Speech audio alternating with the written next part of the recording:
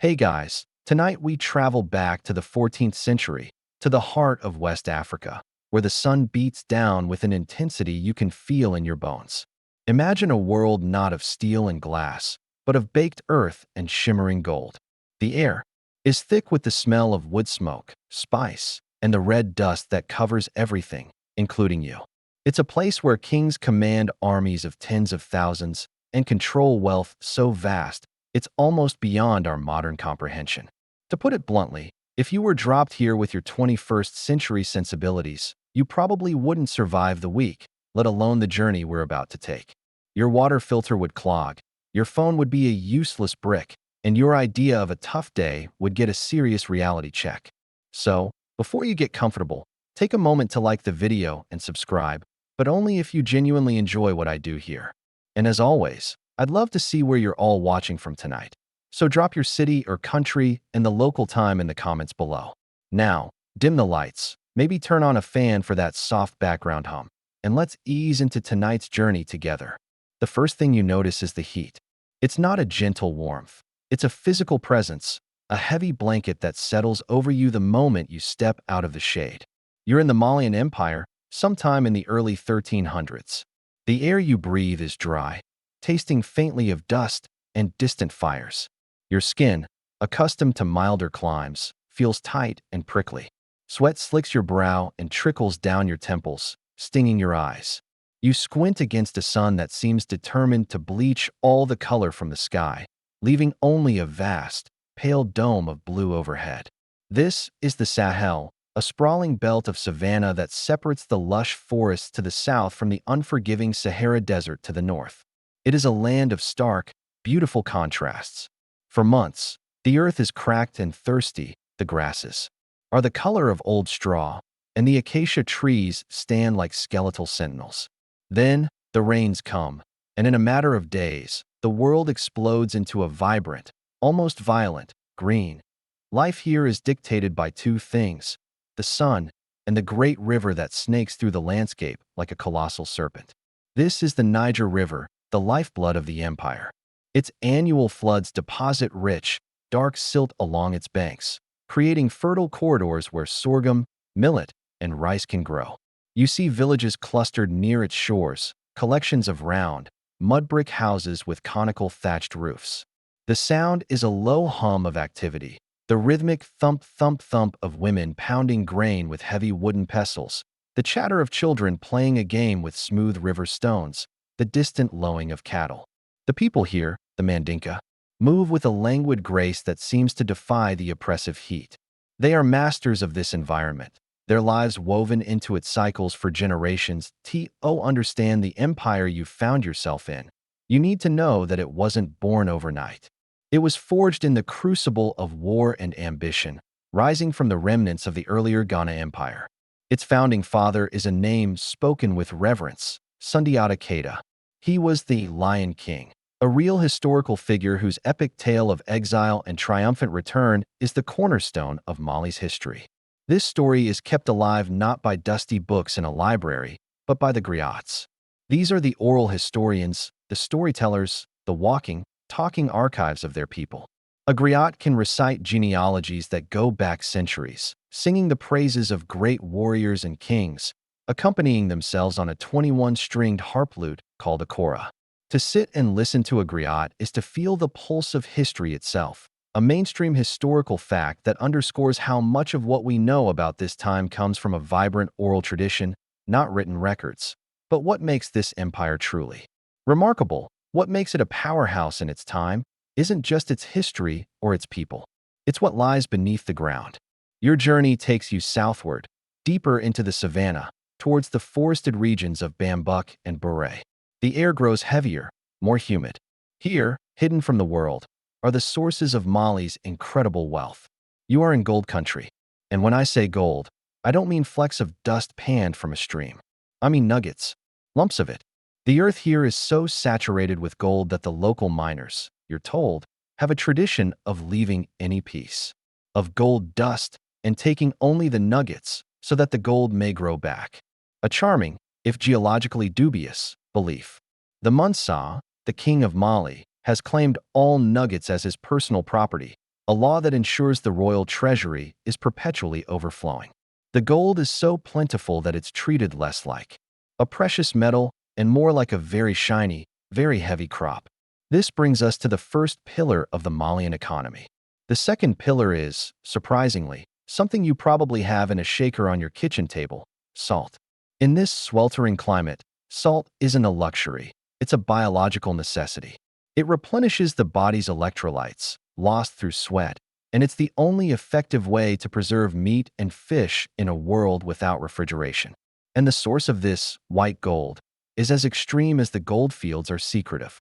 To the north, deep in the furnace of the Sahara, lies the salt mining center of Tagaza. It is a place almost beyond imagination, a settlement where the buildings are constructed from massive blocks of salt. The roofs are made of camel hides, and the only thing that grows is the miners' resentment for their posting. The work is brutal, done by enslaved people who cut the heavy, grayish slabs from the dry lake bed under the relentless desert sun. Caravans of camels, thousands strong, transport these salt slabs south, where they are traded for their weight, or sometimes double their weight, in gold. This trans-Saharan trade route is the engine of the empire, a constant flow of gold moving north and salt moving south, creating a level of wealth that is difficult for us to even process. It's not just a figure of speech. A pound of salt could literally be worth a pound of gold, depending on where you were. It makes you look at your own salt shaker with a little more respect. You eventually arrive in what passes for the capital, Niani. Don't picture a city of gleaming spires just yet. That comes later. For now, it's a large, sprawling royal town, much larger than the villages you've passed, but built of the same earth. It's a bustling, dusty, vibrant place. The market is a sensory overload. The sharp scent of dried fish, the sweet aroma of dates, the earthy smell of leather goods, and the ever-present odor of livestock. You see merchants from across North Africa, their faces weathered from desert crossings, haggling with local traders in a dozen different languages. Here, however, is a point of academic fascination. While you stand in this city, feeling its reality, modern archaeologists are not entirely sure where it was. Historians still argue whether the legendary capital of Niani was located on the banks of the Sankarani River in modern Guinea or, as some evidence suggests, further north in what is now Mali. The descriptions are vivid, but the physical location remains a ghost. And here's a slightly bizarre tidbit for you. In this world so focused on survival and trade, vanity still finds a way. Some accounts from Arab travelers who visited Mali noted the local customs with fascination, including the use of a rather unique form of skin protection, composed of raw gold and, brace yourself, crocodile dung. This concoction was believed to have protective and perhaps even beautifying properties. It's a humbling reminder that what is considered cosmetic or medicinal is, and always has been, wildly subjective. Probably not something you'll see hitting the shelves at Sephora anytime soon as you stand in the market, watching a blacksmith work his bellows, the heat of his forge adding to the already sweltering air. You get a sense of the immense scale of this place. The Mali Empire is not a small kingdom. It is a sprawling territory covering an area that would engulf modern-day France, Spain, and Portugal combined. It encompasses hundreds of cultures and languages, all unified under the rule of one man, the Mansa. It is a complex, sophisticated state with organized administration and a powerful army to protect its trade routes. And you have arrived at a pivotal moment, a quiet inhale before a momentous exhale. The current Mansa is a man of vision, but his vision lies not within the borders of his empire, but far beyond the horizon. The empire is stable, the gold is flowing, and the stage is set for a new ruler to step into the light. A ruler whose name will become synonymous with wealth itself. A man who is about to take this vast, powerful, and already incredibly rich empire and launch it onto the world stage in the most spectacular fashion imaginable. The man who sits on the throne as you observe the bustling life of Niani is not the one whose name will echo through the centuries. The current ruler, the Mansa, is a man named Abu Bakr II, a descendant of the great Sundiata Keita. But his gaze isn't fixed on the trade caravans coming from the salt mines of Tagaza or the gold production reports from the south.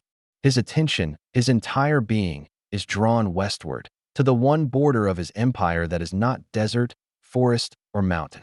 It is a border of water, the vast, shimmering, and utterly terrifying expanse of the Atlantic Ocean. In an empire built on controlling the land, Abu Bakr is obsessed with the one thing he cannot control, the one mystery his gold cannot solve. What lies at the end of that great water? You can almost feel the energy of his obsession crackling in the royal court. While his advisors talk of tax collection and regional governors, his mind is on shipbuilding and ocean currents. He summons geographers, sailors from the Senegambia coast who have ventured further than most, and old men who tell tales of strange tides and endless seas. To most, the ocean is a barrier, an endpoint. To Abu Bakr, it is a challenge, a question waiting for an answer. He is a man possessed by a truly radical idea. He wants to cross it. This is not a man content with the incredible wealth and power he already has.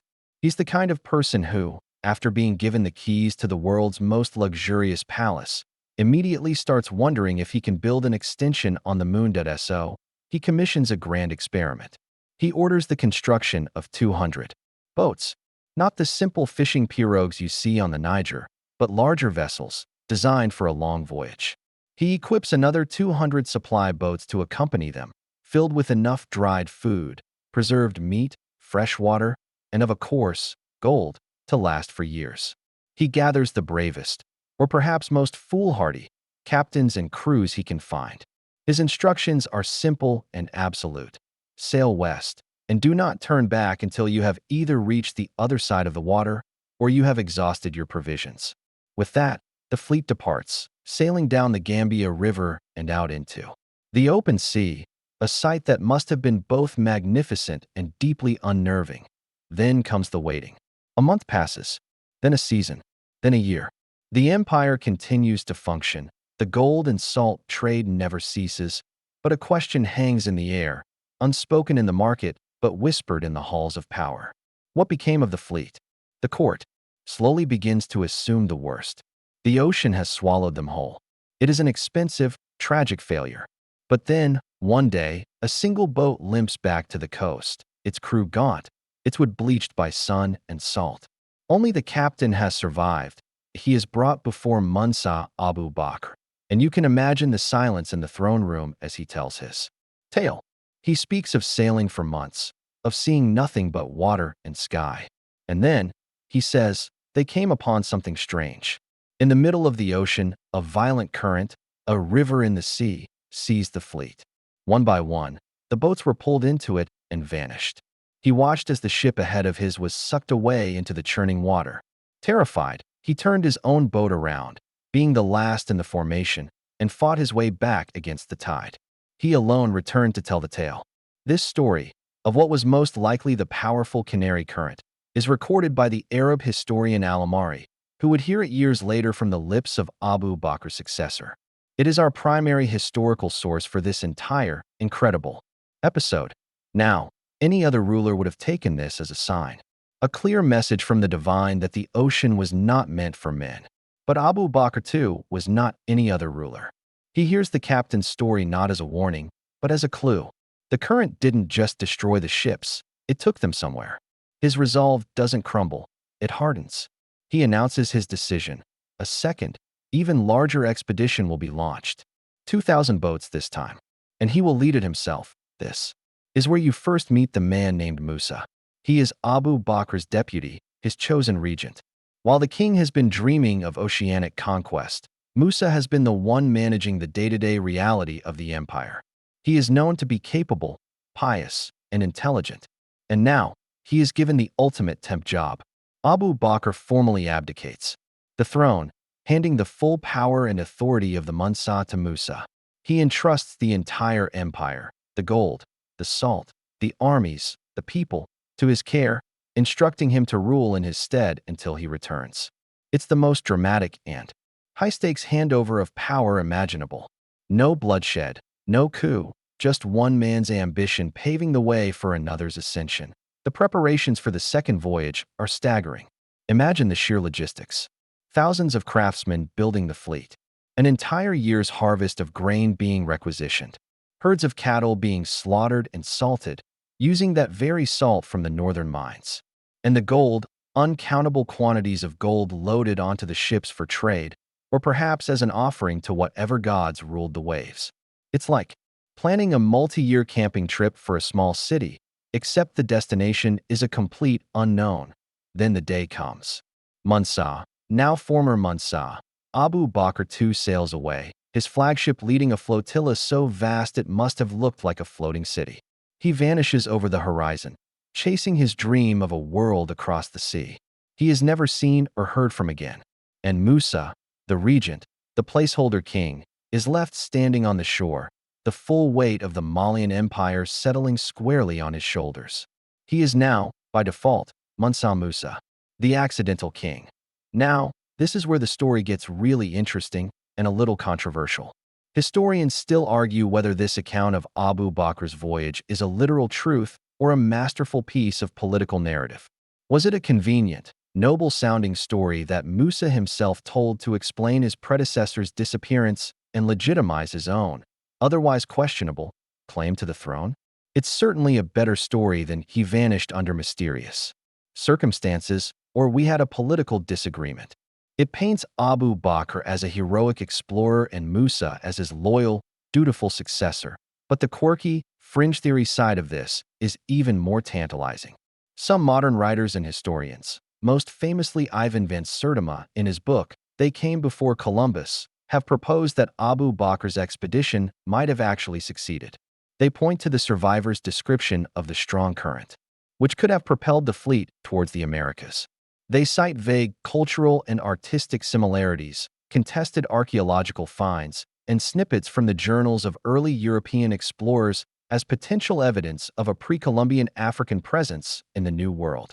While mainstream archaeology and history have found no definitive proof to support this claim, it remains a powerful and fascinating what-if. Could the first person from the Old World to reach the Americas in this era have been not a European adventurer, but a West African king? We will likely never know for sure. What we do know is that back in Mali, Musa is no longer an interim manager. The throne is his, the empire is his, and the treasury, filled with more gold than any single human could ever hope to spend, is his. He is not an explorer like his predecessor. His ambitions are not directed outward towards the unknown, but inward towards his faith and upward towards cementing his empire's legacy for all time. The accidental king is about to begin his reign, and he will do so with a style and flair that will ensure no one ever forgets his name. The shadow of the last ship of Abu Bakr's fleet has long since vanished over the horizon. The whispers about his grand voyage have faded into a kind of respectful myth, and you are left with the silence. You are Mansa Musa. The title feels both heavy and strange, a robe tailored for another man that you must now wear. For years, your role was to be the steady hand on the tiller, maintaining the course set by your king. You were the manager, the steward, the responsible one. Now, the king is gone, and the ship of state, this vast, continent-spanning empire, is yours to command. You walk through the halls of your palace in Niani. The floors cool against your feet, and the sheer scale of what you've inherited begins to settle in. It's one thing to be second in command. It's another thing entirely to be the one where the buck, or in this case, the gold nugget, stops. Your first task is to take stock, to truly wrap your mind around the immensity of your domain. It is an empire not of contiguous, well-defined borders drawn on a map, but of influence, trade routes, and tributaries that stretch for thousands of miles. You begin a mental tour of your kingdom. To the south lie the lands that are the bedrock of your power, the regions of Bambuk, Bure, and Gollum. This is where the earth bleeds gold. It's a landscape of rolling hills and thick forests, a world away from the dusty plains around the capital. The air here is thick with moisture and the drone of insects. You don't control the gold mines directly, no Mansa ever has. That's a secret the local clans guard with their lives. This is a point of constant discussion among your advisors. In fact, historians still argue whether the Mansas exercised direct, state-controlled mining operations or simply taxed the output of independent, local clans who kept the mine locations a fiercely guarded secret. The result is the same. A river of gold flows north into your treasury, a steady, glittering tribute that funds your armies, your court, and your power. Then you turn your mind's eye northward, past the capital, past the Sahel, and into the searing emptiness of the Sahara, the Great Desert. It is a sea of sand and rock, an unforgiving landscape that would kill a lesser man. But for your empire, it is a highway. Out there, in the blistering heat, is the source of your other great treasure, the salt mine of Tagaza. You picture the enslaved workers toiling under the white sun, cutting the great, heavy slabs of salt from the earth. You think of the camel caravans, thousands strong, lumbering south with those slabs, their Tuareg masters navigating by the stars. Your garrisons protect these caravans, for this trade is the other lung of your empire. Gold flows north, salt flows south, and in the middle, you sit, controlling the exchange. Further east in the desert is Takeda, the city of copper, another vital resource for tools, weapons, and art, adding yet another stream of wealth into your coffers. Your empire is the bridge between these two worlds, the forests of West Africa and the shores of the Mediterranean. And the spine of that bridge is the magnificent Niger River. You follow its great bend, visiting your cities. There is the ancient city of Jen, its marketplace a whirlwind of commerce. Even now, before its greatest mosques are built, its architects are renowned, their buildings of mud and timber rising like magnificent sculptures from the floodplain. Further along the river lies Gao, the proud capital of the once mighty Songhai people. They are your subjects now, their city a key strategic holding on the eastern edge of your empire, but you know their pride is a sleeping lion. It requires careful watching. And then there is Timbuktu. At this moment in your reign, it is little more than a dusty but convenient seasonal outpost where the desert meets the river, a place for Tuareg nomads to trade with river merchants. It has potential, you sense, but its legendary status is a dream yet to be realized. For now, it's just a functional, gritty transit point, the medieval equivalent of a slightly sketchy truck stop on a major highway. You rule over a staggering diversity of peoples. You are Mansa of the Mandinka, yes, but you are also king too. The Bambara, the Fula, the Wolof, the Songhai, and the nomadic Tuareg, among countless others. Each group has its own language, its own traditions, its own sense of pride. Managing this multicultural tapestry is your greatest challenge. You do it through a sophisticated system of administration. The empire is carved into provinces, each governed by a loyal pharaoh or governor appointed by you. They collect taxes, paid not just in gold or salt, but in grain, cattle, hides, and a common currency used for smaller, everyday transactions. Cowrie shells, imported all the way from the Indian Ocean. This fact, that the small change in a West African market began its journey thousands of miles away, shows the incredible reach of the trade networks you now command. Your authority is backed by a formidable professional army. You have a corps of elite cavalry, the nobles on their powerful steeds, and tens of thousands of infantrymen.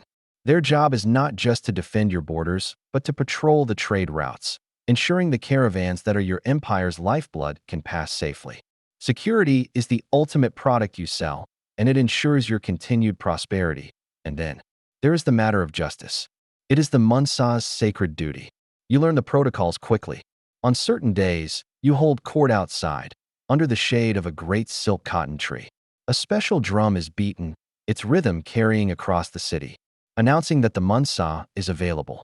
Any subject, no matter how humble, can bring a grievance directly to you.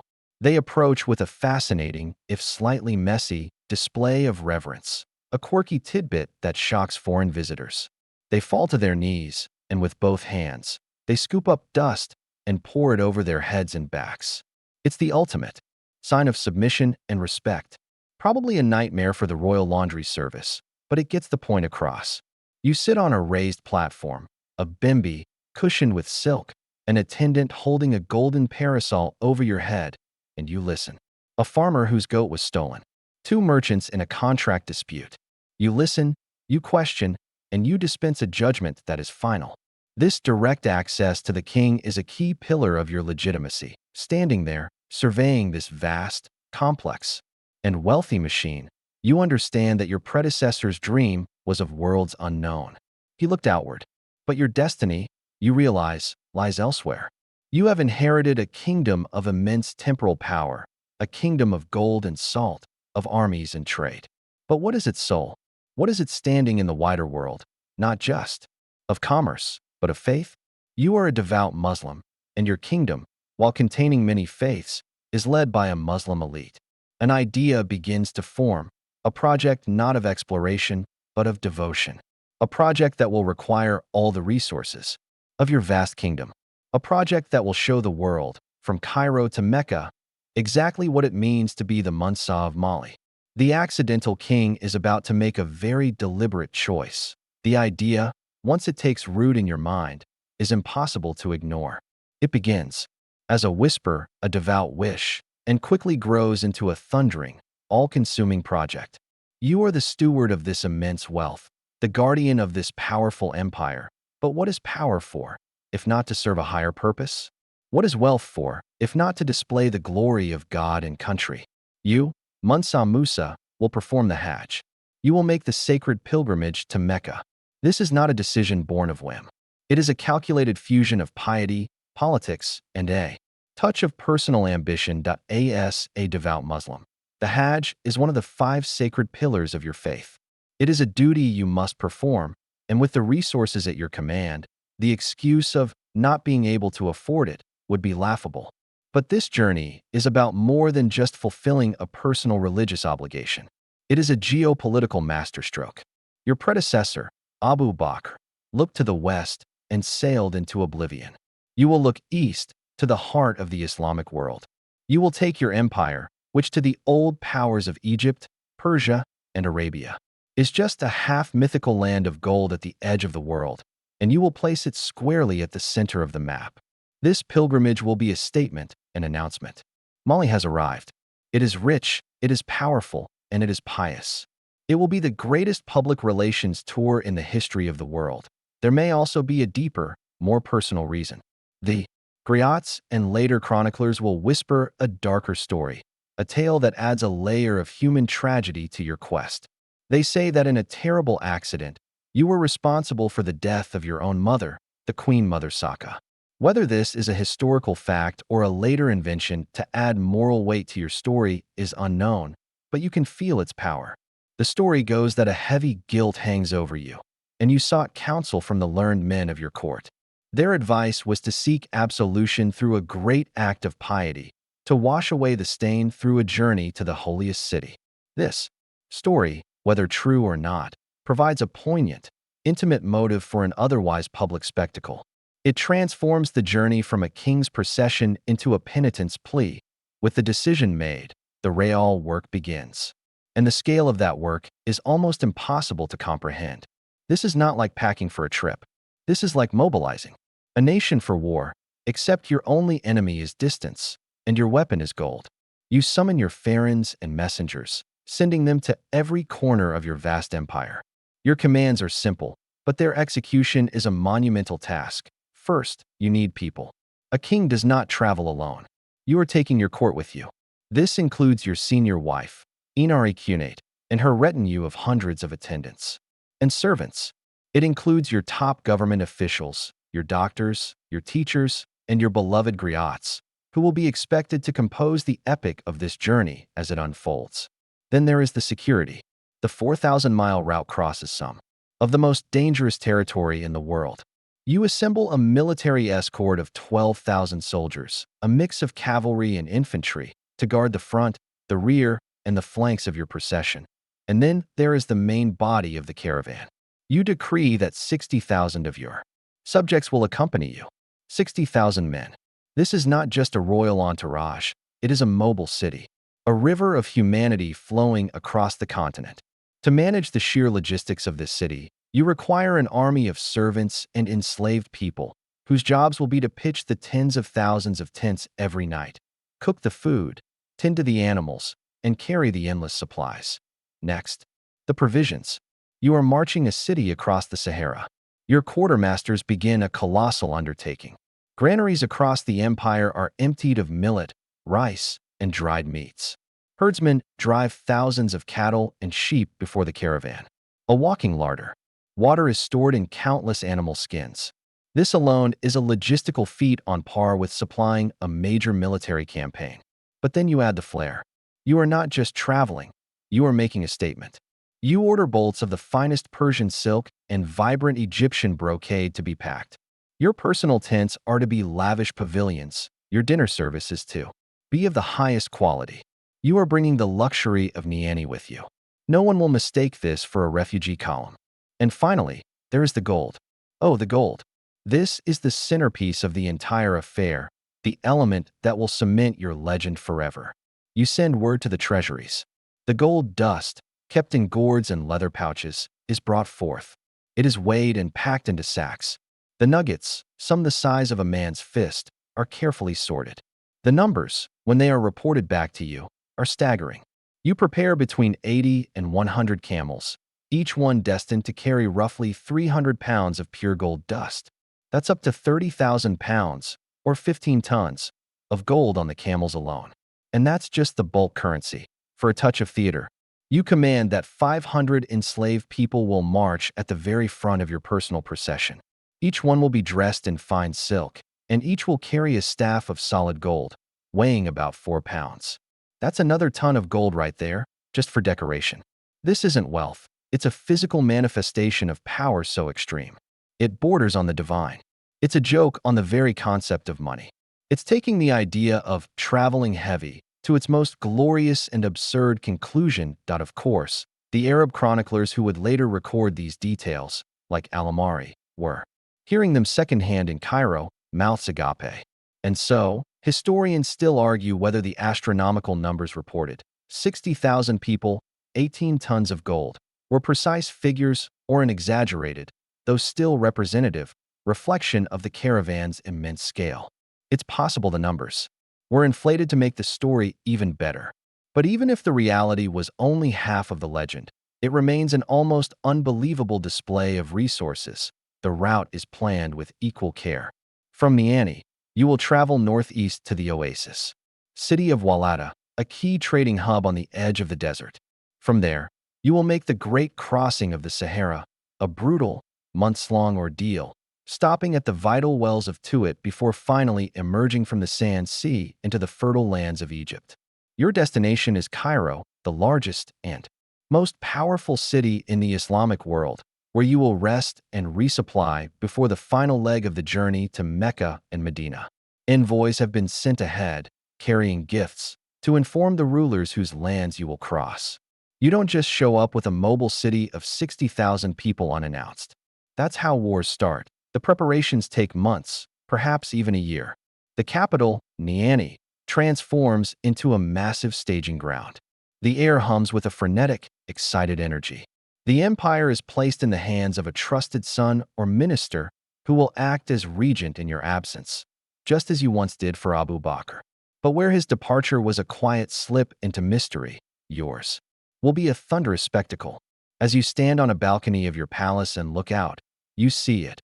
A temporary city of tents, a sea of people and animals, a forest of spears, and the glint of the morning sun on golden staffs, all waiting for your command to begin the greatest journey of your life. The morning of your departure breaks cool and clear. A soft, pale light washes over the vast encampment that sprawls outside Niani, a temporary city throbbing with quiet anticipation. The air, for once, is not heavy with the promise of the day's heat, but with something else, the collective held breath of 60,000 souls about to embark on a journey that will change their lives and the world's perception of their empire forever. You stand at the head of it all, not just a king, but the very nucleus of this great migration. The command is given, not with a shout, but with a series of deep, resonant drumbeats that roll across the plains. And slowly, ponderously, the golden caravan begins to move. The first thing you perceive is the sound. It's a low, rising symphony of organized chaos.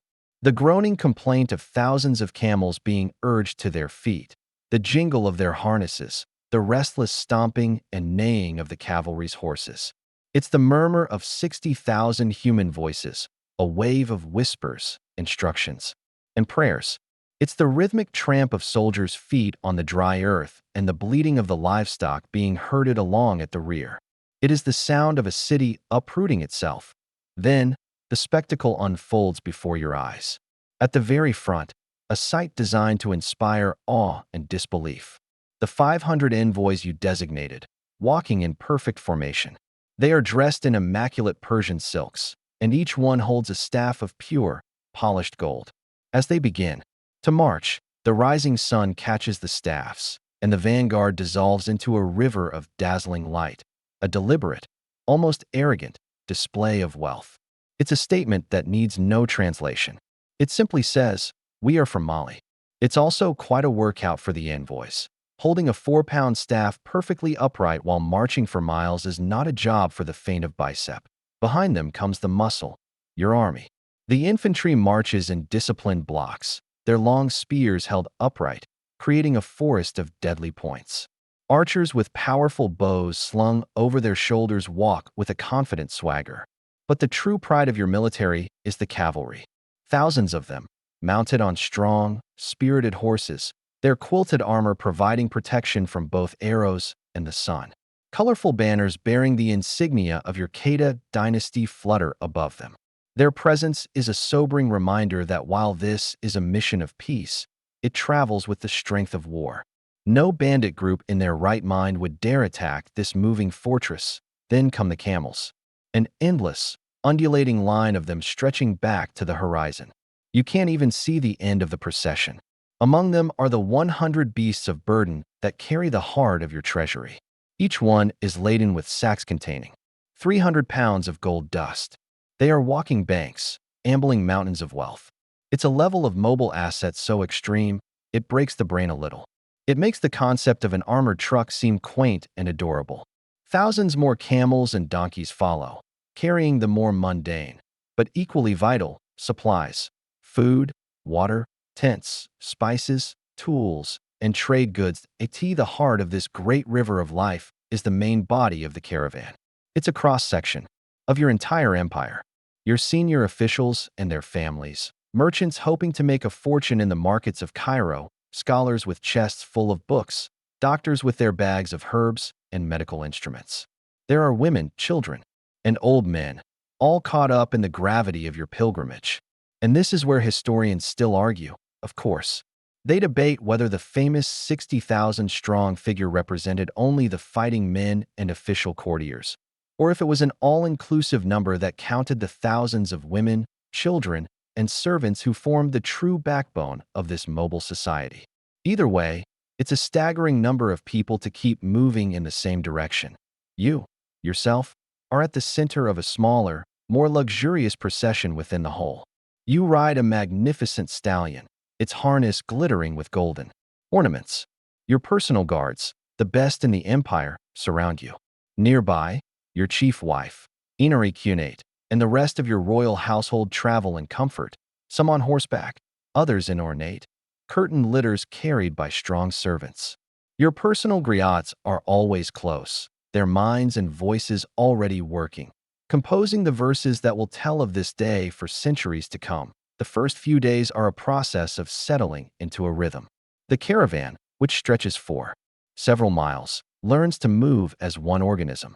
The initial excitement gives way to the steady, monotonous reality of the march. Each evening, the process is as monumental as the departure. The signal is given, and the caravan halts. Like a well-drilled army, the servants and enslaved people fan out. Tents blossom across the plains, thousands of them, from the simple shelters of the common folk to your own silken pavilion, which is more of a portable palace.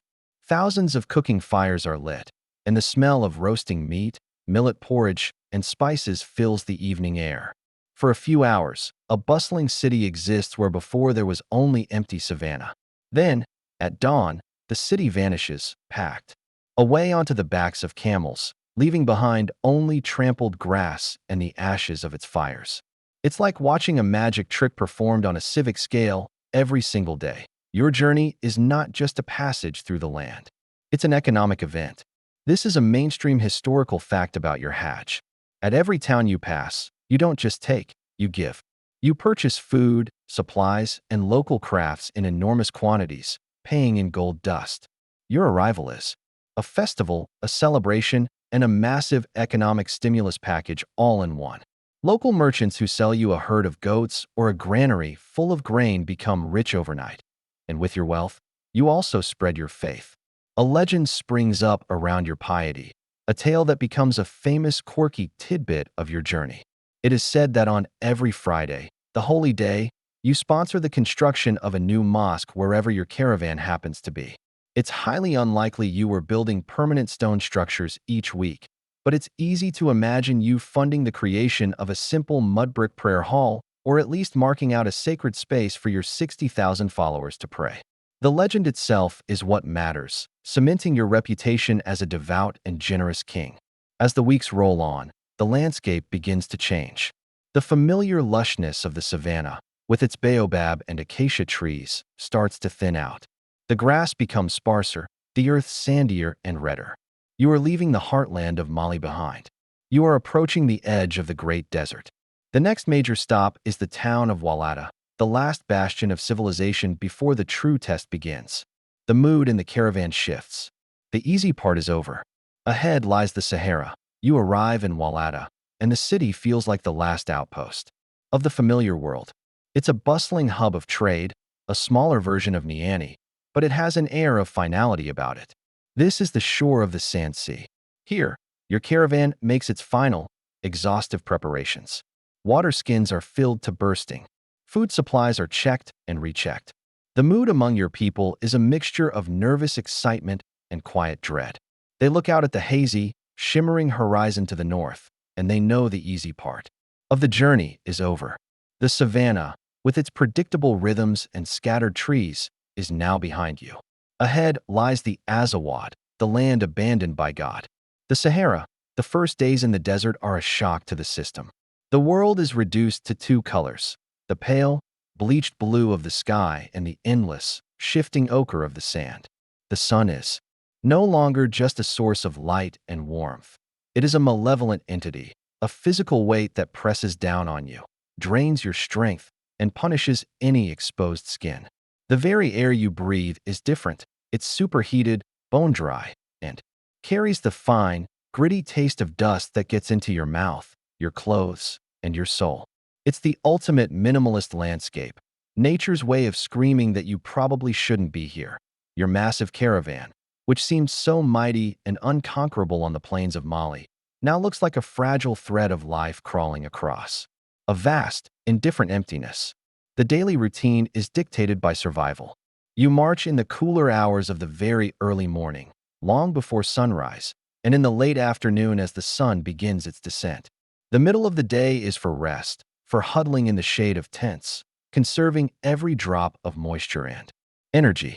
The heat is so intense that the horizon dissolves into a watery, shimmering mirage, a cruel trick of the light that promises water where there is only more sand. You see your Tuareg guides, the masters of this domain, pointing at these illusions with knowing smiles. They know the difference between a real oasis and a fata morgana, the ghostly lakes and cities that the desert conjures to lure the unwary to their deaths. This reliance on your guides is absolute, a mainstream historical fact of all trans-Saharan travel.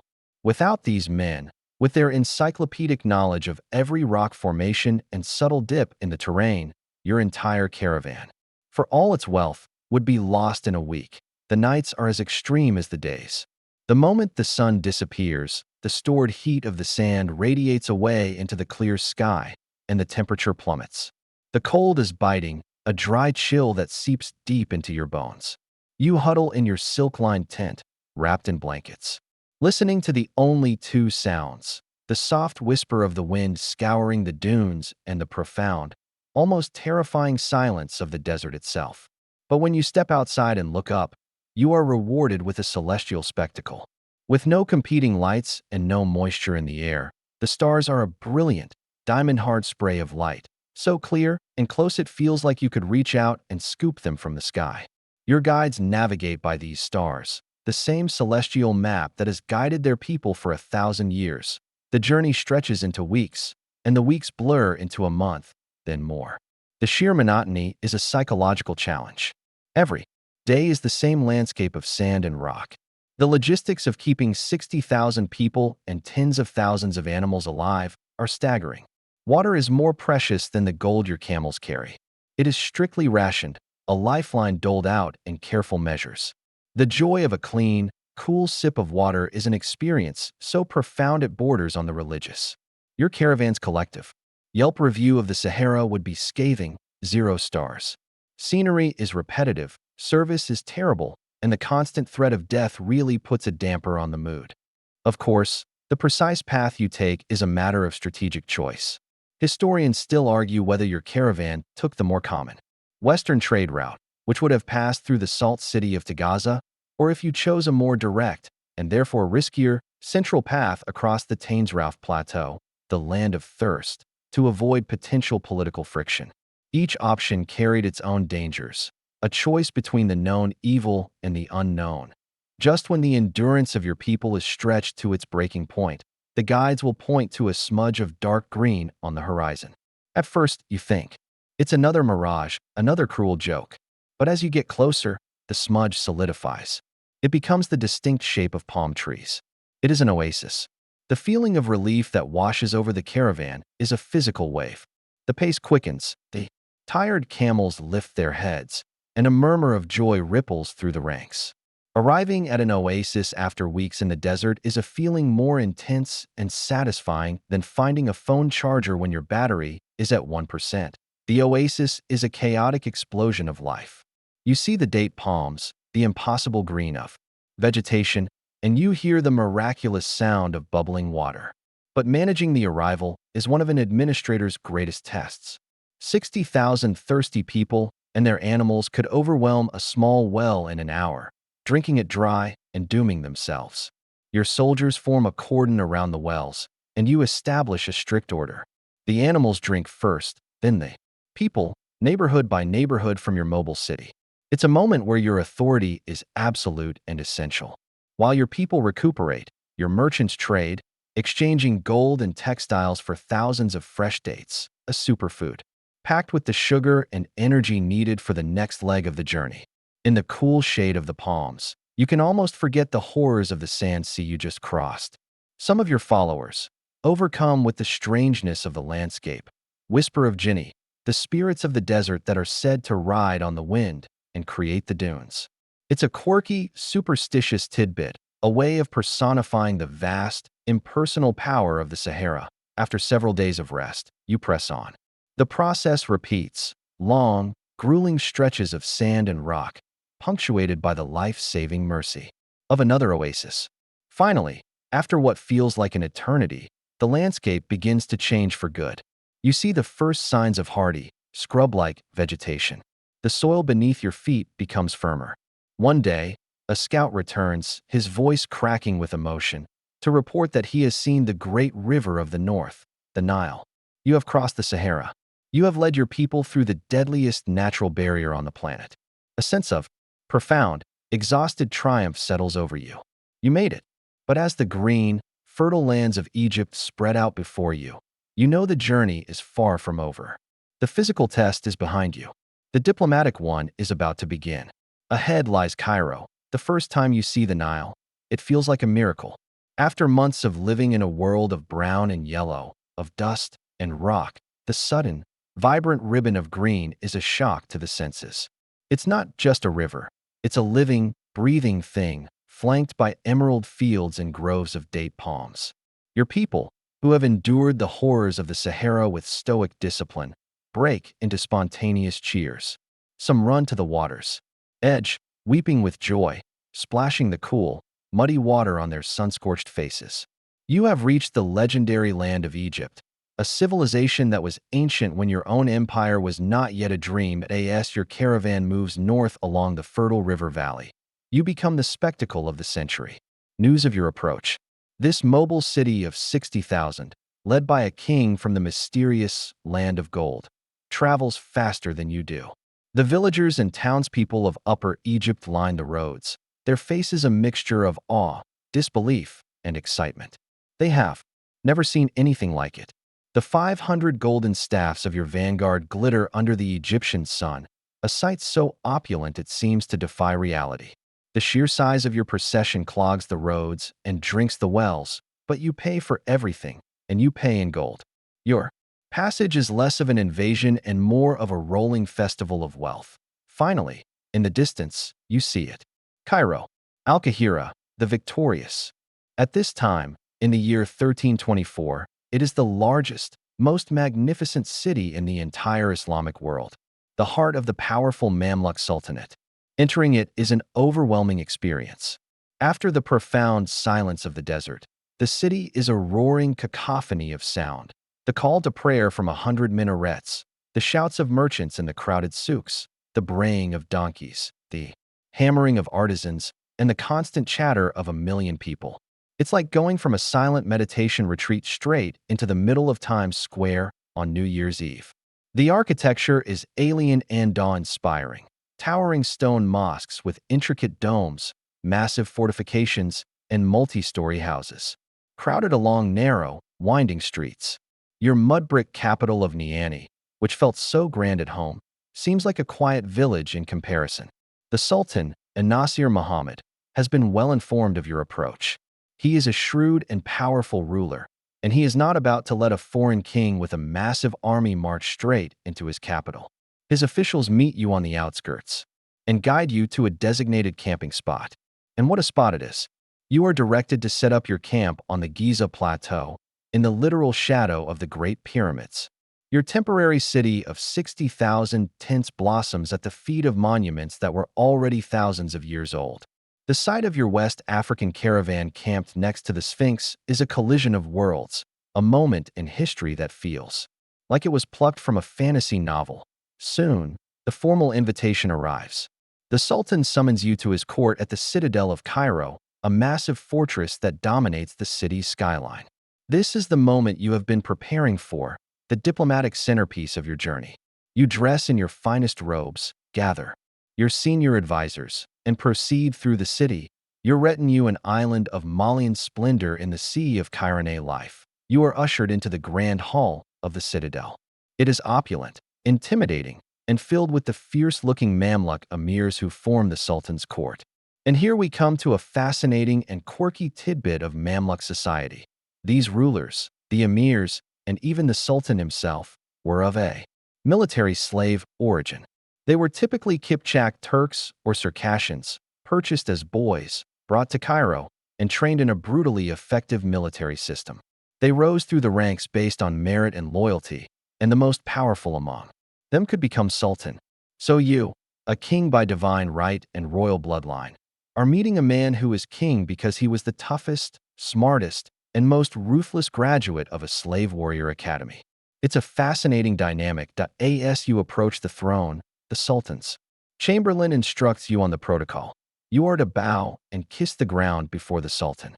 And here, in this grand hall, you stop. You refuse.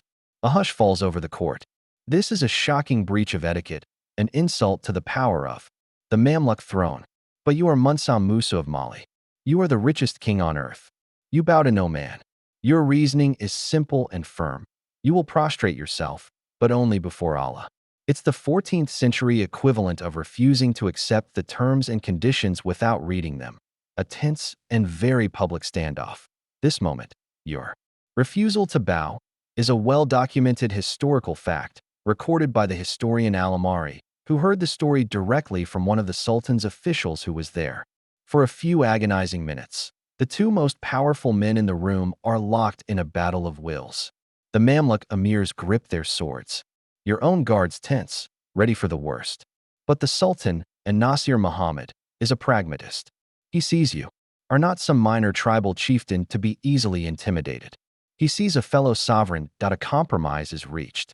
You declare loudly, for all to hear, that you will perform the prostration, but that it is for God alone. With that, you kneel and touch your forehead to the ground. It is a masterful piece of diplomacy. You have satisfied the Sultan's protocol while publicly affirming that you submit only to God. Face is saved on all sides. The Sultan rises, welcomes you warmly, offers you a seat beside him, and the two of you converse for a long time through interpreters. He is fascinated by your kingdom, your journey, and, of course, your gold. but your motivations in this encounter remain a source of fascination. Historians still argue whether your initial refusal to bow was a calculated assertion of political power designed to establish you as the Sultan's equal, or if it was a genuine act of piety from a man unaccustomed to the elaborate, almost sycophantic, protocols of the ancient Mamluk court. Was it pride or principle that drove you to that risky refusal? Perhaps it was a seamless blend of both. Having navigated the treacherous waters of royal protocol, you are now an honored guest in Cairo. The Sultan showers you with gifts and provides your caravan with whatever it needs. You are free to explore the city, to visit its great mosques and markets. Your people, resting from their long ordeal, are overwhelmed by the wonders of this great metropolis. You have established yourself, not as a subject, but as a peer. The first part of your Cairo mission is a success. Now, for the second part. With the formalities over, your gold can finally begin to flow. And it will flow like a river. Your 3-month stay in Cairo is a whirlwind of activity, but it's a different kind of activity than the grueling march across the desert. The test is no longer one of physical endurance, but of diplomatic grace and, as it turns out, economic restraint. A test you will gloriously fail. Now that you've met the Sultan and established yourself as his peer, you and your 60,000 followers can finally relax, explore, and spend. And you do so with a generosity that will become the stuff of legend. It starts with the official gifts. For Sultan Nasir Muhammad and his top emirs, you present lavish chests filled with gold nuggets, exotic animal hides, and intricately woven Malian textiles. This is standard procedure for a royal visit. But you don't stop there. You begin to give gold to everyone. You make enormous donations to Cairo's most famous mosques and charitable foundations. You give gifts to minor officials, to scholars who impress you with their knowledge, to merchants who show you their wares. You are like a benevolent force of nature, a golden wind blowing through the city. Your entourage follows your example.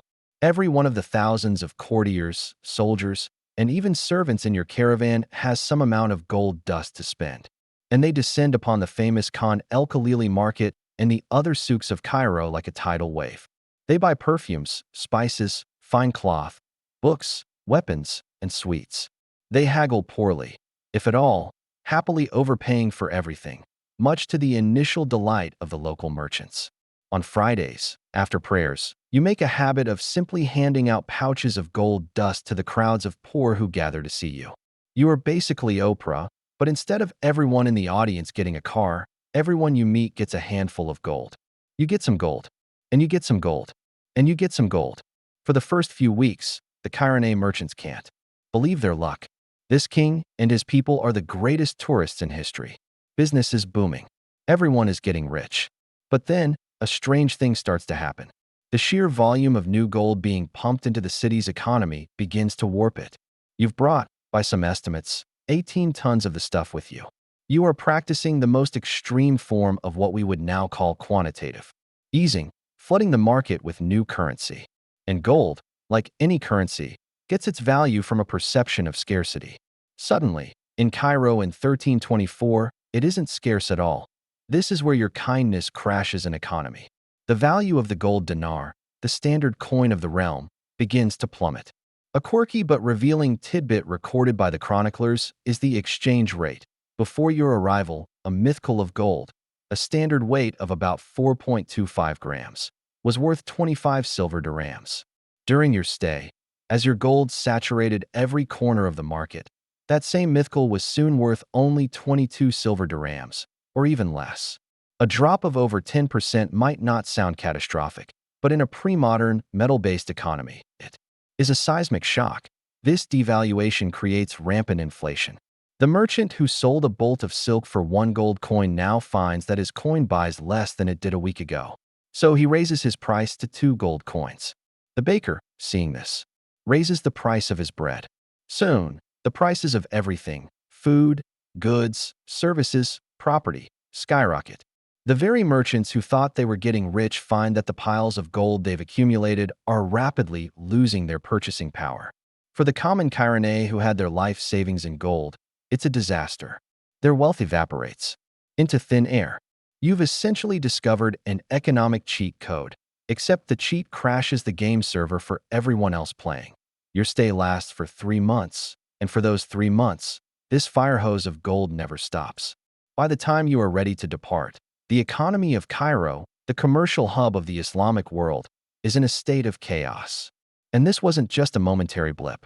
This is the central, mainstream historical fact of your entire pilgrimage, according to multiple contemporary and near-contemporary Arab sources. The value of gold in Egypt was severely depressed for more than a decade after your visit. For 12 years, the market reeled from the aftershocks of your generosity. You had single-handedly caused a regional depression that lasted longer than most modern recessions. Now, the great question that hangs over this episode, the one that historians still discuss, is about your intent. Historians still argue whether your lavish spending was an act of naive piety and spectacular financial illiteracy, or a calculated, even hostile, economic power play. In the first scenario, you are simply a generous man from a land where gold is as common as stone, with no understanding of the economic principle of scarcity. You were just being nice and accidentally broke everything. In the second, more cynical view, you knew exactly what you were doing. In this interpretation, your spending spree was a deliberate demonstration of force, a way to show the powerful Mamluk Sultan that your Malian wealth was so vast you could use it as a weapon, humbling his great city without drawing a single sword. Was it an innocent mistake or the most epic power move of the 14th century? The truth is likely somewhere in between. As your time in Cairo draws to a close, you begin to prepare for the final and holiest leg of your journey. You gather your caravan, restock your supplies, paying for them with yet more gold, of course, and get ready to cross the Sinai Peninsula into Arabia. You leave behind you a city that is bewildered. You came in peace. You were a model guest. You were pious and generous to a fault. And yet, you have shaken their society to its very foundations, not with an army, but with charity. As you ride out of Cairo, leaving the pyramids and the chaos behind you, you are focused on the spiritual quest ahead. The worldly matters of exchange rates and inflation are the furthest thing from your mind. Mecca awaits. Leaving the economically stunned city of Cairo behind, your caravan crosses the Sinai Peninsula. This stretch of desert is arid and challenging, but it feels like a garden path compared to the horrors of the Sahara. The mood in your caravan is different now. The journey is no longer about survival or spectacle. It has become quieter, more introspective. You are approaching the Hijaz, the holy lands of Arabia. You are no longer just a king on a tour. You are about to become a pilgrim. As you enter the region around Mecca, you join a stream of humanity flowing from all corners of the known world. You see Persians in fine silks, Indians with keen, intelligent eyes, fierce-looking Turks, learned men from Andalusia, and merchants from the Swahili coast. They all travel with the same purpose. Here, your immense wealth makes you an object of curiosity, but your status as a pilgrim makes you a brother to all. For the first time on this journey, you are part of a crowd rather than its singular focus. Then you see it. Mecca. Nestled in a barren valley, it is not a city of grand palaces like Cairo, but its spiritual gravity is immense. You lead your people to the Masjid al-Haram, the Grand Mosque, and upon entering its great courtyard, you are struck silent. There, in the center, stands the Kaaba, a simple, perfect cube, draped in black silk embroidered with gold thread. It is the direction you have faced in prayer 5 times a day for your entire life, and now it is before you. The sight is overwhelming. Thousands upon thousands of pilgrims, all dressed in the simple, white, unstitched garments of the ihram, move as one body in a slow, counterclockwise circle around it. The sound is a low, constant hum of prayer, the talbiyah, a chorus of voices declaring, "Here I am, O God, here I am." You and your people remove your lavish robes and golden ornaments and don the same simple white cloth. It is an act of profound humility. In the ihram, the king is indistinguishable from the commoner, the rich from the poor. It's the ultimate. We're all the same in the eyes of God moment, even for the richest man alive. You join the circling mass of the tawaf, your feet treading the same ground as prophets and saints. You perform the rituals of the Hajj that you have studied your whole life. The brisk walk between the hills of Safa and Marwa, the journey to the plain of Mount Arafat for a day of prayer, and contemplation. This is the spiritual climax of your entire endeavor, a moment of profound connection and fulfillment that washes away the fatigue of the year-long journey. Even here, your generosity doesn't cease. You provide food, water, and shelter for countless poorer pilgrims, earning blessings from all who encounter you. After completing the Hajj, you travel to the serene city of Medina to pay your respects at the tomb of the Prophet Muhammad. The atmosphere here is more peaceful, more contemplative. It is a time for quiet reflection before beginning the long, arduous journey home. You have done what you set out to do. Your spiritual duty is fulfilled. You have seen the heart of your faith and announced the presence of your empire on the world stage. Now, all that is left is to go home. And this is where the story takes a deeply ironic turn. As you make your way back towards Cairo, your quartermasters and treasurers come to you with some awkward news. You, Mansa Musa, the man whose name is synonymous with gold, are having a bit of a cash flow problem. You have given away so much gold, spent so lavishly on supplies, gifts, and charity, that your own caravan is running out of funds for the return trip. You, the man who single-handedly devalued the currency of an entire region, are now effectively broke. It's the medieval equivalent of a billionaire needing to ask a friend to spot him for lunch because he left his wallet, containing the entire U.S. Federal Reserve, at home. So upon your return to Cairo, you are forced to do the unthinkable. You have to borrow money. And who do you borrow from? The very same Cairo merchants whose livelihoods you threw into turmoil just a few months earlier. You can only imagine the scene. You, the great Mansa of Mali, humbly requesting a loan from a merchant you probably showered with so much gold on your first pass that you nearly bankrupted him with inflation. It must have been one of the most awkward financial negotiations in history. The merchants, of course, agree to the loans. But they are businessmen. They see their chance to recoup their losses, and then some. They lend you the gold you need, but at exorbitant, punishingly high interest rates. They have you over a barrel, and they know it.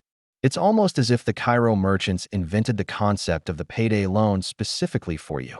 This is a well-documented mainstream historical fact, and it adds a wonderfully human and humbling layer to your legend. The king of gold is now in debt. Here, however, we see a quirky economic tidbit unfold. In a bizarre twist, your act of borrowing actually helped fix the problem you created. On your way to Mecca, you flooded the market with gold, causing its value to crash. On your way back, by taking out massive loans, you were taking huge quantities of gold out of circulation, making it scarce again. This, combined with the gold you spent on your return journey's supplies, which was then taken out of Egypt, helped the value of the dinar to recover. Inadvertently, you crashed their economy on the way in and helped reinflate it on the way out. It's a fascinating, unplanned economic experiment. Naturally, there are other ways to look at this. Historians still argue whether you genuinely ran out of funds due to mismanagement, or if the act of borrowing was itself a calculated political move. Perhaps you took the loans to create a financial link, placing the most powerful merchants of Cairo in your debt in a different way, ensuring future trade relations. Or perhaps it was simply a matter of saving face. Better to be seen taking a loan than to be seen as a king who couldn't budget for his own pilgrimage. Whatever the reason, you finally leave Cairo for the second and last time, your caravan resupplied, your dignity intact, but your coffers significantly lighter and your balance sheet now showing liabilities. The spiritual quest is complete. You have prayed at the Kaaba and walked in the footsteps of the Prophet. But the journey has changed you. You return not just with the honorific of Haji, but with new ideas, new ambitions, and a first-hand look at the wider Islamic world. Your gaze is now fixed on the long road back to Niani, where your true legacy is yet to be built. The journey home is a different beast entirely. The triumphant, dazzling spectacle that left Niani over a year ago is now a more subdued, trail-worn version of its former self. Your caravan is smaller, having left many souls behind in graves dug in the desert sand or in the bustling streets of Cairo. It is also, thanks to your legendary generosity and some very sharp-elbowed Cairene lenders, significantly poorer. The mood is no longer one of outward projection, but of inward reflection.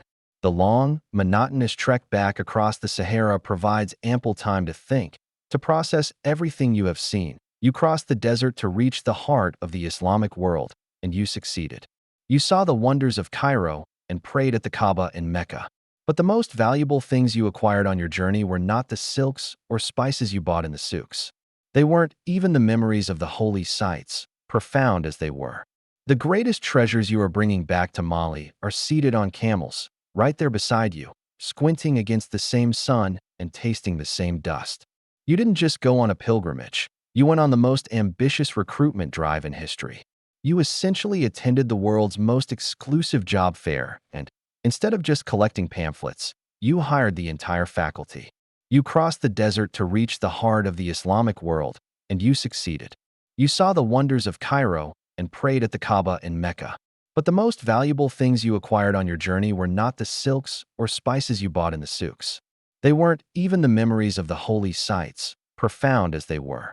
The greatest treasures you are bringing back to Mali are seated on camels, right there beside you, squinting against the same sun and tasting the same dust. You didn't just go on a pilgrimage. You went on the most ambitious recruitment drive in history. You essentially attended the world's most exclusive job fair, and instead of just collecting pamphlets, you hired the entire faculty. In Cairo and Mecca, you were not just a wide-eyed tourist. You were a king with a vision. You saw the magnificent mosques with their soaring minarets, the ancient universities teeming with scholars debating law and astronomy, the libraries filled with more books than you had ever seen in one place. And you decided, with the quiet conviction of a man who commands mountains of gold, that you wanted all of that for your own empire. You sought out the best and the brightest. You met with jurists of the Maliki school of Islamic law, the predominant school in West Africa, and invited them to come and strengthen the scholarship in your courts. You found astronomers, mathematicians, and theologians, promising them prestige and reward if they would make the journey west. You even persuaded a number of sharifs, men who could trace their lineage directly back to the Prophet Muhammad, to accompany you, a move that would bring immense religious legitimacy to your reign. And most importantly, you bought books, chests, and chests of them. You purchased seminal works on Islamic jurisprudence, theology, science, history, and poetry.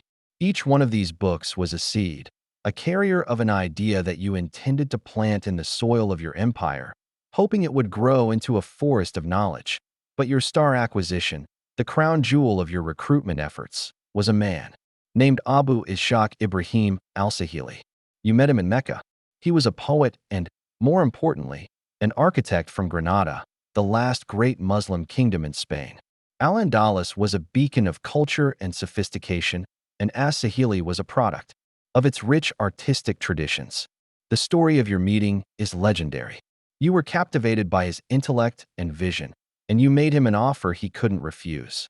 The pitch was essentially, are you tired of the crowded, competitive Andalusian architecture scene? Come to Mali. I'll give you an astronomical amount of gold and an entire city as your personal canvas. There's just one minor detail. You have to cross the Sahara with me first. You reportedly paid him 200 kilograms of gold for his services, a fee that even by today's standards would make him one of the highest-paid architects in the world. As-Sahili's mission was to bring the advanced building techniques of Granada and Cairo to West Africa. He was a master of using baked brick, of constructing domes and arches, of creating the intricate plasterwork that adorned the great buildings of the north. He was to take the beautiful but ephemeral traditions of mud brick building in Mali and make them monumental, permanent. The return journey across the desert transforms into a mobile university.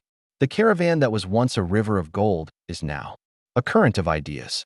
Imagine yourself, the king, huddled around a campfire at night with your new hires. You discuss legal theory with the jurists, the movement of the stars with the astronomers, and, most excitingly, you unroll plans with as-Sahili, sketching ideas for new mosques and palaces in the sand. For these foreign scholars, the journey must have been a terrifying and exhilarating culture shock. They had left the ancient, stone-built cities of the Mediterranean world for an endless sea of sand, led by a king from a land they knew only through legend. Their presence, however, wasn't just about importing foreign ideas. It was about creating a new synthesis. This is where historians still argue, of course. They debate whether As-Sahili was a master architect who single-handedly revolutionized Malian building from the ground up, or if he was more of a brilliant coordinator who skillfully adapted his knowledge to fuse with the highly sophisticated, pre-existing mud brick traditions of the local masons, particularly those from the ancient city of Jin. The resulting style wasn't a pale copy of what he'd left behind, but something new, something uniquely Sudano-Sahelian. And your ambitions weren't limited to just architecture and law. You were interested in all forms of knowledge and even courtly splendor. A quirky tidbit that speaks to this fascination is the legend of the speaking throne or other automata in the great courts of the world. While tales of thrones that made sounds to amplify a king's voice are more strongly associated with the earlier Ghana Empire, it's the kind of wondrous technology you would have heard about in Cairo, a courtly marvel to rival the complex water clocks and mechanical singing birds of Baghdad or Constantinople. You were returning not just to educate your kingdom, but to fill it with wonder. Finally, after more than 2 years away from home, your caravan descends from the arid north back into the familiar green of the savannah. You arrive back in Niani, not with a bang, but with a quiet sense of purpose. You are home. Your people celebrate your safe return, the successful completion of the most sacred of journeys. You may be poorer in gold, but you are immeasurably richer in vision, in human capital, and in your understanding of the world. The Hajj is complete, but the real work, the work of building a new Mali, a true center of Islamic civilization, is just about to begin. The seeds of a West African renaissance, carried so carefully across the desert, are now ready to be planted. You are finally back in Niani, your capital, but your mind is elsewhere. During the long, contemplative journey home, a new vision for your empire has crystallized. Your great pilgrimage showed you that true power isn't just held in a treasury. It's built in stone and written in books.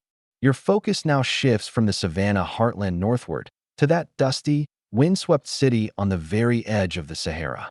You have decided to give Timbuktu a glow-up. It's about to become the subject of the greatest urban rebranding project of the 14th century. You saw its potential long ago. It is the natural meeting point, the perfect nexus where the salt-laden camel caravans from the north meet the gold and grain-filled canoes paddling up the Niger from the south. It is the hinge upon which your entire trans-Saharan trade empire swings. But you want it to be more than a marketplace.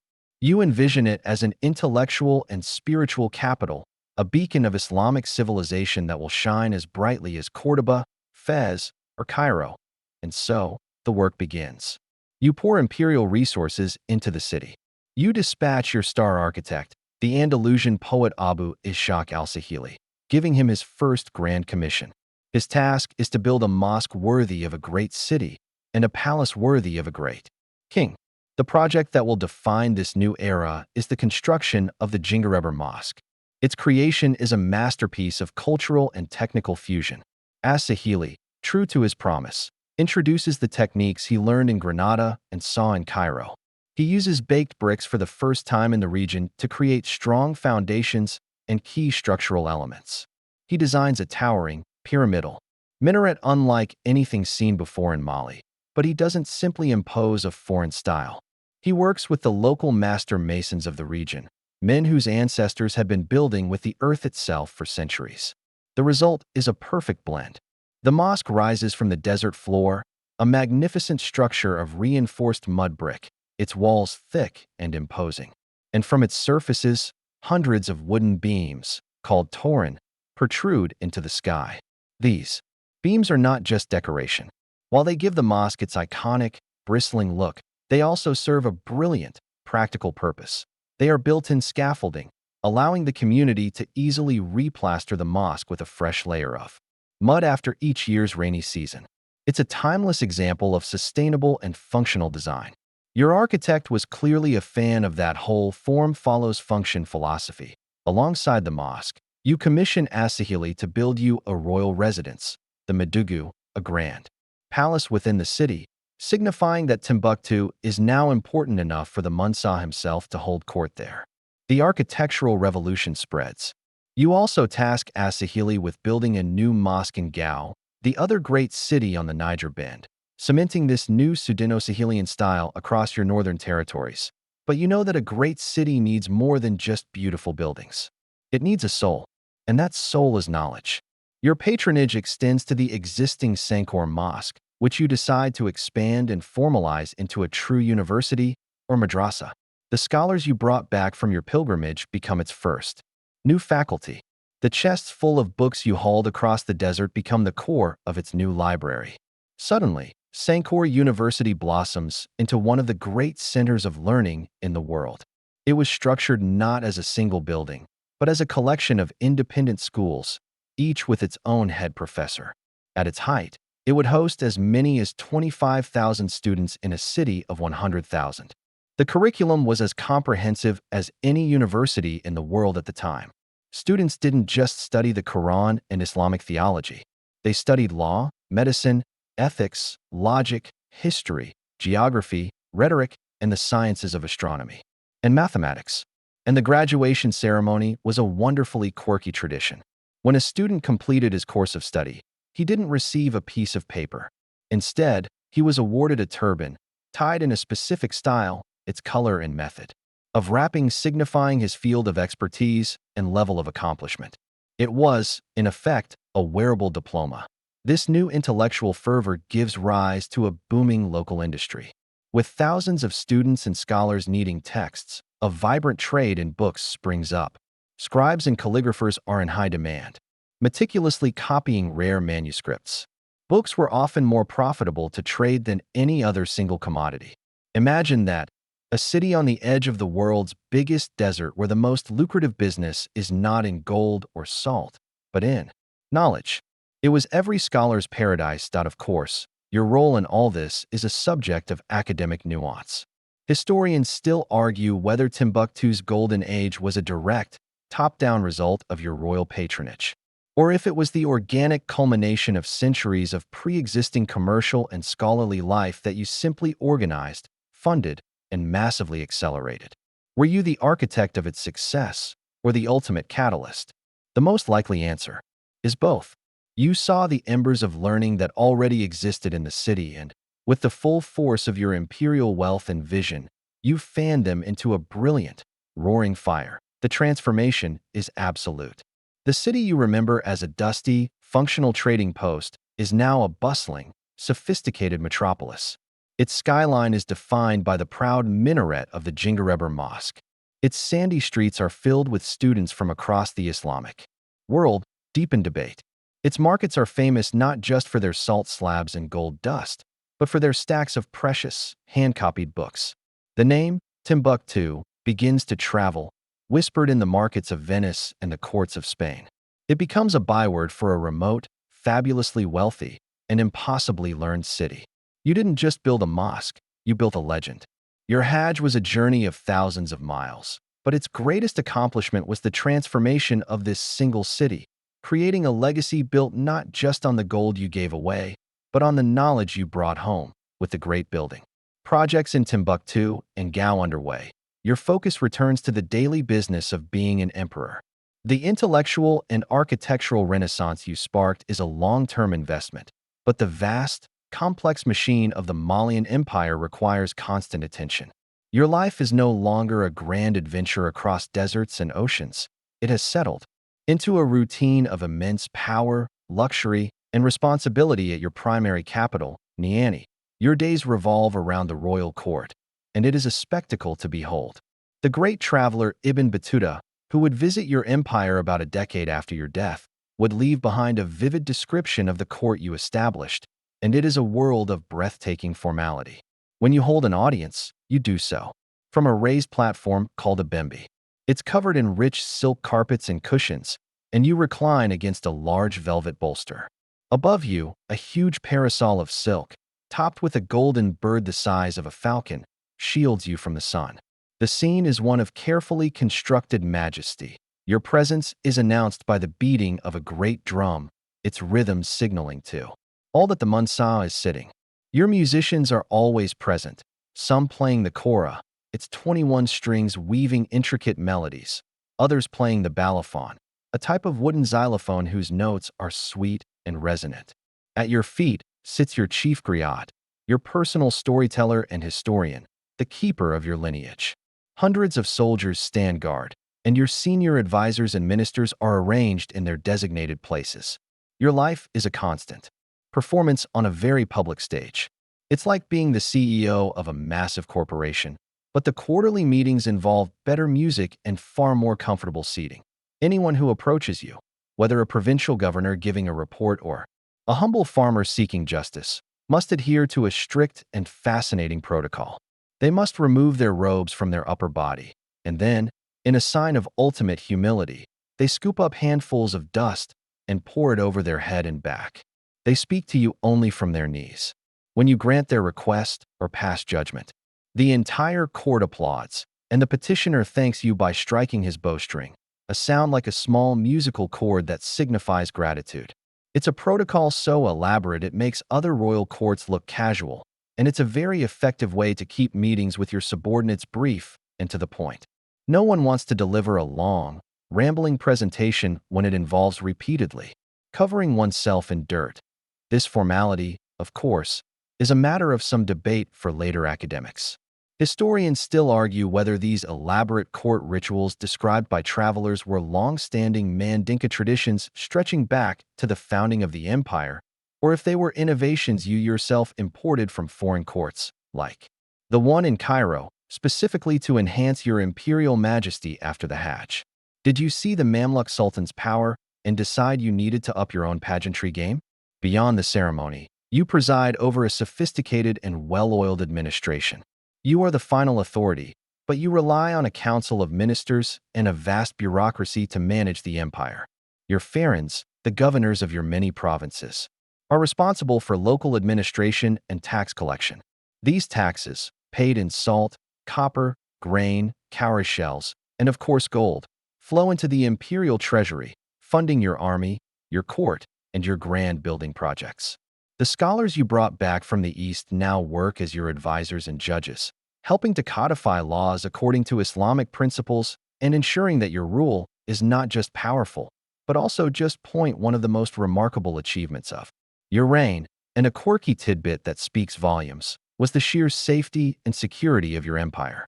Ibn Battuta would later note with amazement that a traveler could journey for months from one end of your domain to the other, completely alone, without any fear of being robbed or molested. He writes that a person could be carrying great wealth, and no one would bother them. This is a stunning testament to the effectiveness of your rule and the reach of your law. You created a kingdom so peaceful and well-ordered that it had a better public safety record than most modern countries can claim today. Your personal life is one of unimaginable luxury. You eat from plates of gold and silver. Your clothing is made from the finest Egyptian fabrics, dyed in rich, vibrant colors. You are attended by thousands of servants and enslaved people who see to your every need. But your most important role remains that of the supreme judge. You continue to hold public audiences where any subject can appeal to you directly. This direct line to the top, the belief that even the poorest farmer could receive justice from the Mansa himself, was the bedrock of your people's loyalty. It showed that despite the golden birds and the silk cushions, you were still connected to the lives of those you ruled. You are at the absolute zenith of your power. Your pilgrimage has made you a figure of international renown. Your building projects are transforming your cities into centers of learning and culture. Your empire is peaceful, prosperous, and so vast it takes months to cross. The gold from the southern mines and the salt from the northern deserts flow through your hands, giving you control over the economic destiny of a continent. You, Mansa Musa, the man who was never meant to be king, who inherited the throne by accident when his predecessor sailed off into the sea, have become the undisputed emperor of gold, a legend in your own lifetime. You sit on your bembe, listening to the music of the kora, and you can be satisfied that you have built a kingdom for the ages, while you are busy overseeing your empire from Miami, attending to matters of justice, listening to your griots, and watching the magnificent mosques of Timbuktu rise. Your story is on the move. It travels without you, a ripple spreading out from your great pilgrimage, crossing the same desert you did, but on the tongues of merchants and in the letters of scholars. The world beyond your borders, which you so spectacularly introduced yourself to, is beginning to talk. The first seeds of your legend are planted in Cairo. The scholars there, like the famed historian Alamari, diligently write down everything. They heard about you and your golden caravan. They document the diplomatic dance with the Sultan, the incredible generosity, and, most famously, the economic chaos your visit caused. Their chronicles and histories are hand-copied and circulated throughout the great libraries and universities of the Islamic world, from Damascus to Baghdad and across North Africa to the royal court in Fez. In the learned circles of the East, you are no longer an unknown king from a mysterious land. You are the staggeringly wealthy and pious ruler of Mali. From the bustling ports of North Africa, like Alexandria and Tunis, the story crosses the Mediterranean. Venetian, Genoese, and Catalan merchants, who have controlled trade in this sea for centuries, hear the tales from the Saharan caravan leaders they do business with. They've always known that West Africa was the source of the gold that flowed north, but the scale of it was a mystery. Now, they have a name and a face to attach to the legend. They hear about the king who could devalue gold just by giving it away. The story becomes the world's most epic game of telephone. By the time the tale is told in a smoky tavern in Venice, you are probably said to be 10 feet tall and riding a golden lion. This information, a mix of fact and fabulous rumor, filters back to Europe, and particularly to a place that specialized in making sense of the world, the island of Majorca, off the coast of Spain. Here, a community of brilliant Jewish cartographers had established a renowned school of map-making. They were masters of gathering intelligence from sailors, merchants, and travelers to create the most detailed and accurate maps or portal-on charts of their time. And in the 1370s, some 50 years after your historic Hajj, a master cartographer named Abraham Cresques is commissioned to create the most ambitious map of his era. The result is the Catalan Atlas. This map is your ticket to immortality. It is a masterpiece of medieval art and science, a multi-paneled work that depicts the entire known world, from China in the east to the Atlantic in the west. And there, in the panel illustrating West Africa, you are immortalized. It is the most famous and enduring image of you, and for most of the world, it is you. The map shows a crowned black king, seated on a magnificent throne. You wear a golden crown, you hold a golden scepter, and in your other hand, you loft a huge, gleaming nugget of pure gold, about the size of a large orange. It's the ultimate, unambiguous symbol of wealth, the 14th century equivalent of posing with a sports car, except the car is made of a solid, precious metal. Next to this regal figure, the mapmaker has written Musa Mali, Lord of the Negroes of Guinea. The importance of this depiction cannot be overstated. This is a mainstream historical fact that marks a turning point in the European perception of Africa. For the first time, a sub-Saharan African ruler is shown on a major European map, not as a monstrous or primitive caricature from the edge of the known world, but as a powerful, legitimate monarch, depicted with all the standard regalia of European kingship. You literally put yourself and your empire on their map. Your grand PR tour of 1324 had, 50 years later, achieved its ultimate goal. You were so famous. You became a landmark. But of course, the map is a blend of fact and fiction, a quirky tidbit that reveals the limits of European knowledge. While your portrait is clear and your fame is evident, the geography of your empire is a hazy, distorted guess. The Niger River bends in the wrong direction. The locations of your great cities are speculative at best. It's a map of reputation, not of surveying. They knew who you were, and they knew you had gold, but they had only the vaguest idea of where anything actually was. And this image, this idea of you, ignites the European imagination. The Catalan Atlas was not just a work of art. It was a tool for merchants and princes. And historians still argue whether the prominent depiction of you on the atlas was intended as a genuine tribute to your power or if it was primarily a strategic marker for European kingdoms, essentially a giant, golden X marks the spot, indicating the source of the wealth they so desperately wanted to control. Your story fans the flames of Europe's centuries-old quest for African gold. It gives a tangible reality to the myths of a golden kingdom south of the sands. In the coming century, this desire to bypass the North African middlemen and get directly to the source of your gold will motivate the Portuguese, under princes like Henry the Navigator, to begin their methodical, daring voyages down the coast of Africa. In a very real way, your golden pilgrimage helped to sow the seeds of the European age of discovery. Your fame solidifies. In a world still captivated by the legend of Prester John, a mythical Christian king thought to rule a lost, wealthy kingdom in the East, you became a real-world, tangible equivalent. You were no myth. You were the lord of the mines, the king of Timbuktu, the Mansa of Mali. While you grow old in your palace in Niani, your image remains frozen in time on that map in a workshop in Majorca, a powerful, regal figure forever, holding a globe of pure gold, a symbol of a wealth so vast it would lure the world to your door. You sit on your throne in Niani, the undisputed master of a vast and peaceful empire. Your name is spoken with reverence in the great cities of the world, and your image is forever captured on the maps of kings.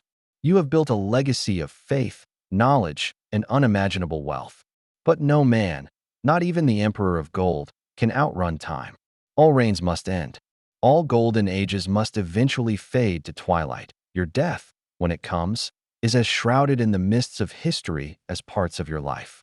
Historians still argue whether you died in 1337, the date recorded by the great Arab historian Ibn Khaldun, or as early as 1332, a date suggested by the turbulent events that occurred shortly after.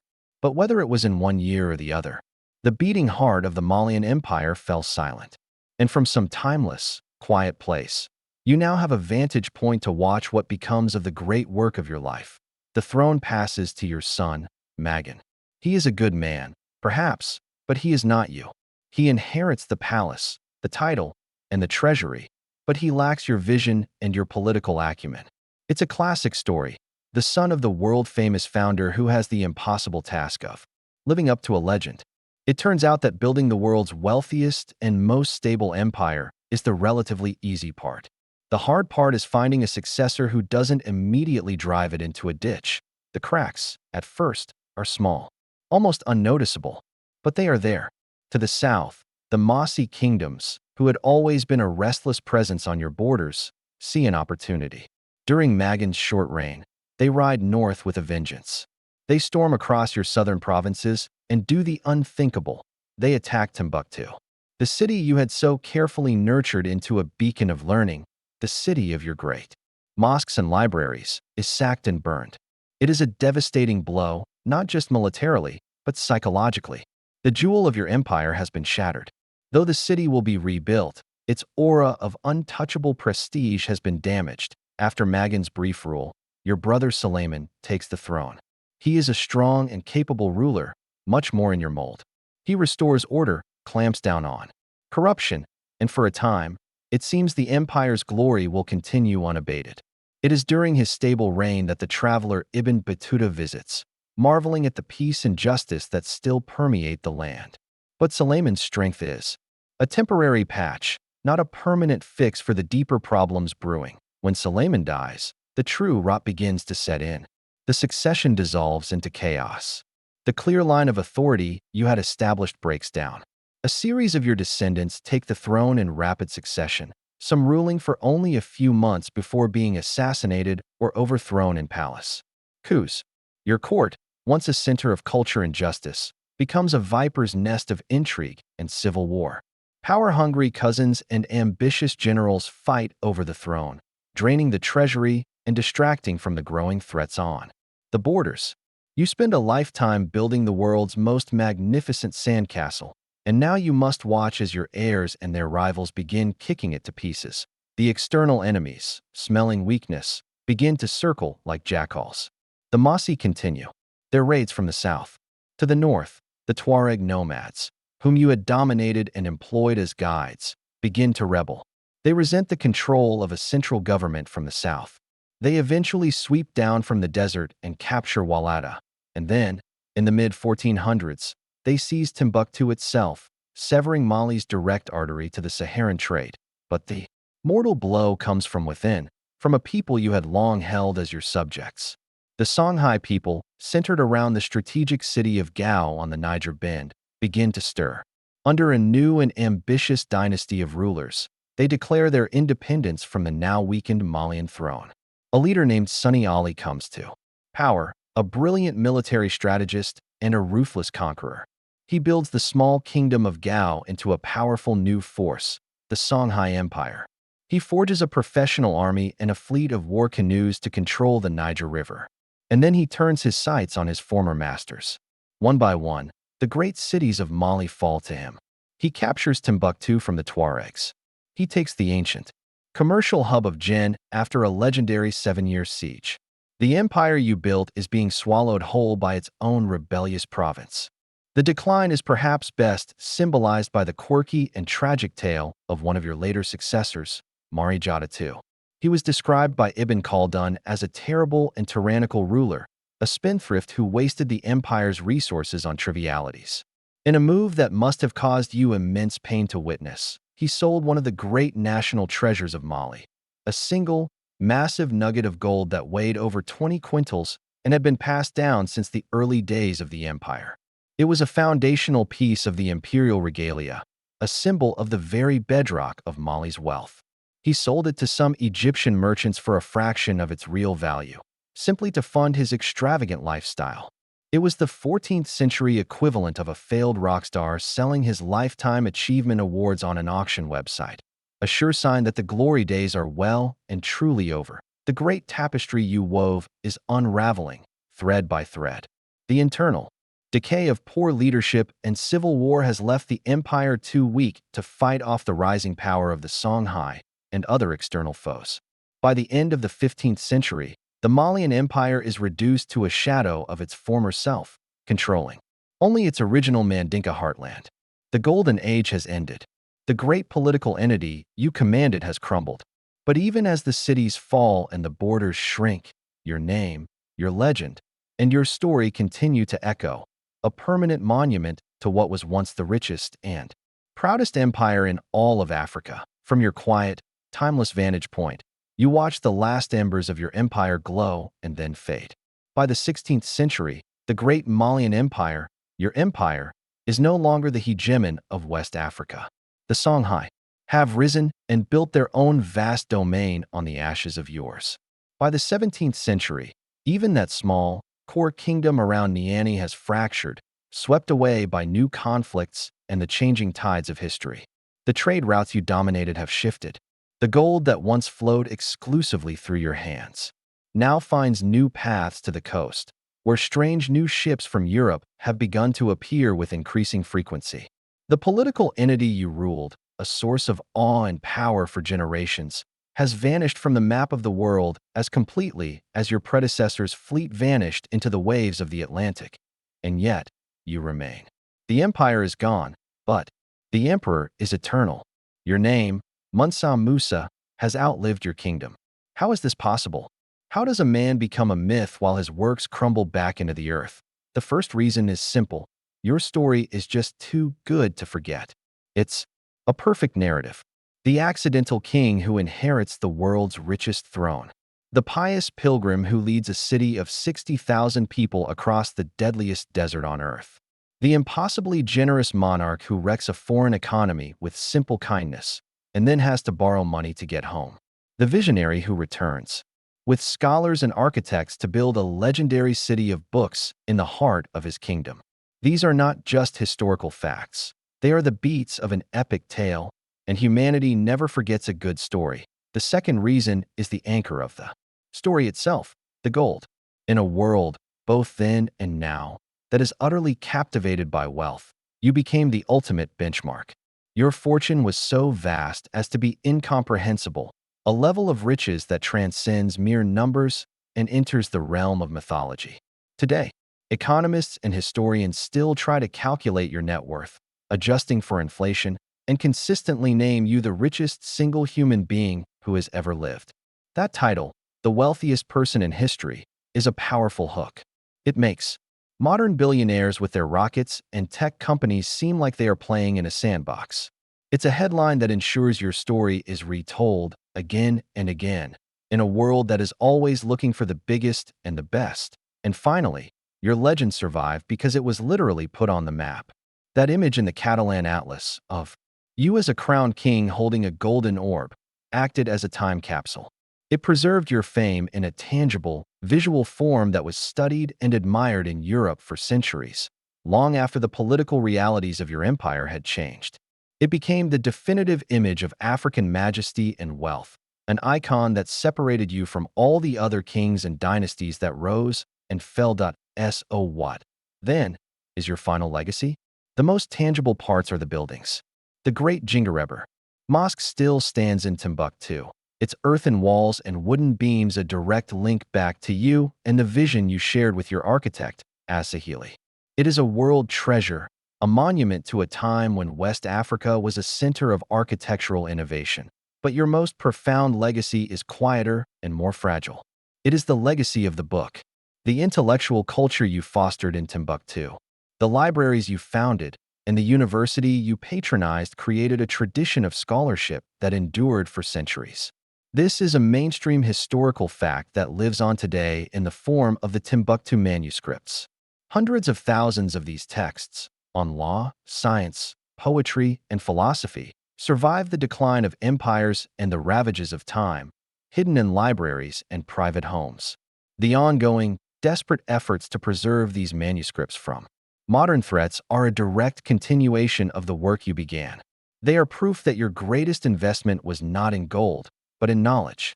Your name has even become a quirky feature of modern pop culture, appearing in video games and song lyrics as the ultimate shorthand for unbelievably rich, a sign that your legend is still evolving. In the end, as with all great historical figures, your legacy is complex. Historians still argue whether you should be remembered primarily as a pious builder of culture and faith who put his kingdom on the world stage, or as a ruler whose vast personal wealth and power were ultimately built on the foundations of an imperial system of conquest, taxation, and servitude. Was the Golden Age truly golden for everyone?